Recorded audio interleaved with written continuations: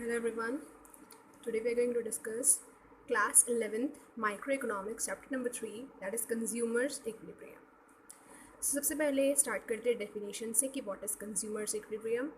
So consumer equilibrium it refers to a situation in which a consumer earns maximum satisfaction by consuming a certain amount of any commodity. एक ऐसी situation जिसमें consumer maximum satisfaction earn करता है किसी भी commodity की एक certain amount को कंज्यूम करने के बाद, that situation is known as consumer's equilibrium. Now the question arise, who is a consumer? Consumer कौन होता है? तो जनरली हम लोग सोचते हैं कि कोई भी एक पर्सन जैसे कि हम लोग वही कंज्यूमर होता है, but that is wrong. Consumer can be any institution, person और group of individual who consumes goods and services. ठीक है, तो कोई भी ऐसा इंस्टीट्यूशन, पर्सन या group of individual who consumes goods and services is known as consumer. Now if you are consuming any kind of goods and services, we are definitely getting some utility from that. Then what is utility? Utility मतलब क्या होता है? The want satisfying power of any commodity. किसी भी commodity से जो हमारी जो वांट सेटिस्फाई होती है, that is the utility of that commodity. For example, अगर आपको प्यास लग रही है, आप पानी पीते हो, पानी पीने के बाद जो सेटिस्फैक्शन मिलती है, that is utility. Now the next topic is कि अप्रोचेस क्या होती है यूटिलिटी को या सेटिस्फैक्शन को मेजर करने की.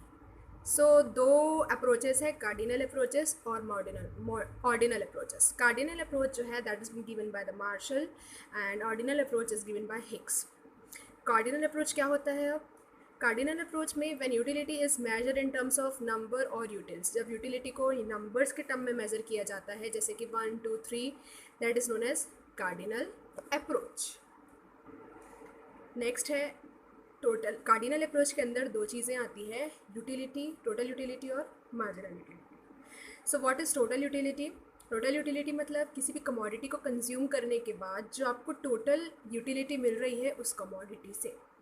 In definition form, let's read what is given. It is the sum total of marginal utility derived from the consumption of all units of a commodity. सारी की सारी यूनिट्स को कंज्यूम करने के बाद आपको जो टोटल सेटिस्फैक्शन मिल रहा है, that is total utility. For example, आपने एक गुपचुप खाया, दो गुपचुप खाए, 5 टोटल आपने गुपचुप खाए, तो टोटल 5 गुपचुप खाने के बाद जो आपको यूटिलिटी मिल रही है, that is your total utility. Next is marginal utility. What is marginal utility? It refers to the net addition made to total utility by consuming an additional unit. एक additional unit को consume करने के बाद जो total utility में increment आता है, that is marginal utility. It will be more clear by the schedule. Schedule में आपको दिया हुआ है कि consumer जब 0 units consume करा था तो उसकी utility level 0 थी. After consuming 1 unit, he is getting 8 marginal utility and 8 total utility. Then he consumes the second unit of that commodity. He gets an additional unit of 6 commodity. Then its total utility rises from 8 to 14, that is addition of 6 utilities. Then after consuming 3 utility, he is getting 4 MU and the TU increases from 14 to 18. So this is how total utility and marginal utility works. Next is relationship between TU and MU. What is the relationship between TU and MU? Let's see. First, as we all discussed previously, कि MU is the net addition made to the TU. TU में जो net addition होता है, जो बढ़ोतरी होती है TU में, that is MU. Second, the sum of MU is TU. MU को प्लस करते जाएंगे तो हम TU पाते हैं, that is the second relationship. Third relationship है MU increases, TU also increases. As you can see here, that जब तक MU बढ़ा है यहाँ तक, तब तक TU भी इंक्रीज हो रहा था. Next, TU increases up to the point when MU is positive. ये जब तक वो पॉजिटिव रहता है तब तक TU इंक्रीज होता है. Next, TU is maximum when MU is 0. जब TU मैक्सिमम होता है तो MU 0 होता है. You can refer the schedule.